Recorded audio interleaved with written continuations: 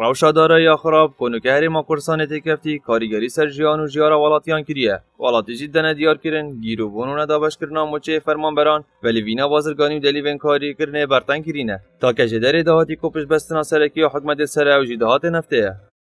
سیک ولیاتی از دکاندارا پتر خود دکاندارن. یعنی نینه تو مشتری نبینی سیگه دا.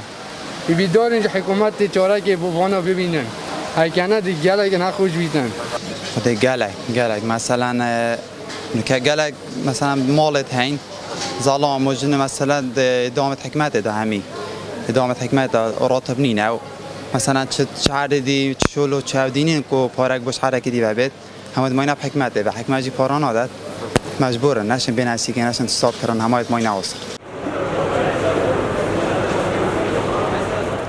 هرما کردستانی کوچینگه و پیگه و جغرافی گنجایه که پشت بستن به چندین سکتر و جدرن دهاتی بهت کرن لده سالات پلایک پشت بستن به سکتر پترول کریه. آبوری دا چهار کرتت گرینگی تای. والکردستان اش بجمته مش کرت نفط باشتریه هی. می هی کرت گشت و گذاری می هی کرت گشت و کالی. اوه ام پدویچینه وا کرت اکتیف کیم. دینا کاری کل وری بکاری نهلیم.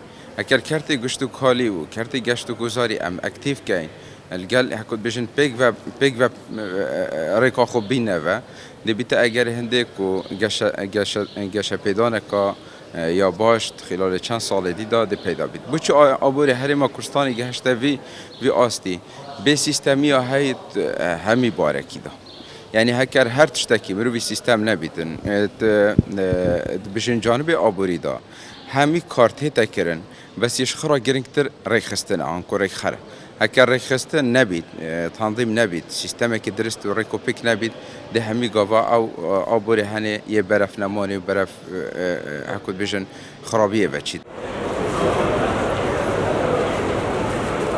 لهرما کردستان ابتای بدیل پارزگاه دهو که خدارا چندین جرخانه به هزن آبورینه بله رجای کازور چه خلقی هرما کردستان موچه خورین حکمتینه و گرگوت ناشارزای که آبوری هر دما حکمت پیش بستن سر یک دهات آبوری که دوید میداد آبور پکفتی هتن یاسین و قیران درست دبند.